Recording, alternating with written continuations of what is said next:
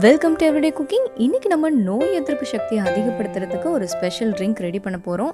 இதுக்கு ஒரு சின்ன துண்டு மஞ்சள் எடுத்துக்கோங்க. மஞ்சள் இந்த மாதிரி சின்ன சின்ன பீசஸாக கட் பண்ணிக்கோங்க. இந்த மாதிரி ஃப்ரெஷ் கிடைக்காதவங்க ஒரு ஸ்பூன் மஞ்சள் பொடியோ இல்லை காஞ்ச மஞ்சளோ யூஸ் பண்ணிக்கோங்க. இல்லை கியூர்குமின் அப்படிங்கிற பொருள் ஒன்று இருக்குது, அதுதான் ஆன்டி ஆக்சிடென்ட், அதுதான் ஆன்டி இன்ஃப்ளமேட்ரி.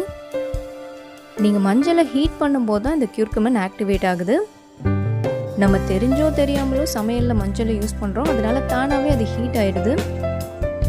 அதே மாதிரி மஞ்சளோட மிளகுத்தூள் சேர்த்து சாப்பிட்டிங்கன்னா நம்ம பாடி நல்லா இந்த கியூர்குமினை அப்சர்வ் பண்ணும். இப்போ வாங்க இந்த ட்ரிங்க் எப்படி செய்யறதுன்னு பார்க்கலாம். ஒரு 2 கப் தண்ணியில் நம்ம கட் பண்ணி வச்சுருக்கிற அந்த மஞ்சளை போட்டு நல்லா கொதிக்க வைக்கலாம். இது 5 நிமிஷம் நல்லா கொதிக்கட்டும். நம்ம மிளகு பால் குடிப்போம் இல்லைங்களா, மிளகு பாலுங்கிறது பாலில் சும்மா மிளகையும் பெப்பரையும் போடாதீங்க. ஒரு 5 நிமிஷமாவது அது சிம்மில் கொதிக்க வச்சு குடிச்சிங்கன்னா உங்கள் தொண்டைக்கு அது ரொம்ப ரொம்ப நல்லது. அடுத்ததாக நம்ம சேர்க்க போகிறது இஞ்சி. ஒரு சின்ன துண்டு இஞ்சி எடுத்துக்கோங்க. தோல் சீவி நல்லா குட்டி குட்டியாக கட் பண்ணிக்கோங்க.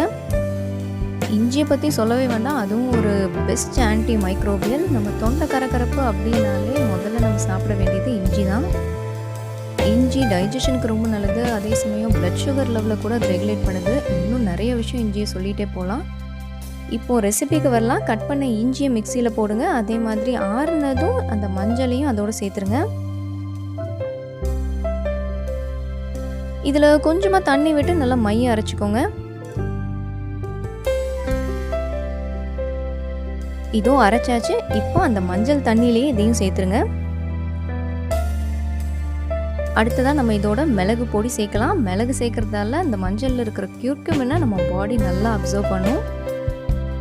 உங்களுக்கு தேவையான அளவு மிளகு பொடி சேர்த்துட்டு அதை நல்லா கலந்து விட்டுருங்க. இதில் ஒரு அரை எலுமிச்சம்பழம் புழிஞ்சு விட்டுக்கலாம். இதை இப்படியே குடிக்கிறது ரொம்ப கஷ்டம், அதனால நான் கொஞ்சமாக தேன் சேர்த்துக்க போகிறேன். சர்க்கரை இல்லைன்னா வெல்லம் கூட நீங்கள் சேர்த்துக்கலாம், பட் தேன் சேர்க்கறது ரொம்ப நல்லது. நல்லா கலந்து விட்டாச்சு. இதை ஃபில்டர் பண்ணாமல் குடிக்க முடியும்னா குடிச்சிருங்க, இல்லைன்னா ஒரு தடவை ஃபில்டர் பண்ணி எடுத்து வச்சுக்கோங்க.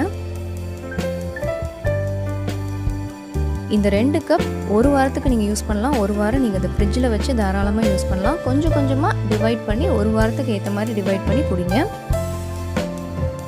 இதை ஒரு டாக்டர் எனக்கு சஜஸ்ட் பண்ணாங்க. உங்களுக்கும் இது ஹெல்ப்ஃபுல்லாக இருக்கும்னு நம்புகிறேன். வேறொரு இன்ட்ரெஸ்டிங்கான ரெசிபியோடு உங்களை சந்திக்கிறோம். மறக்காமல் எங்கள் சேனலுக்கு சப்ஸ்கிரைப் பண்ணுங்கள்.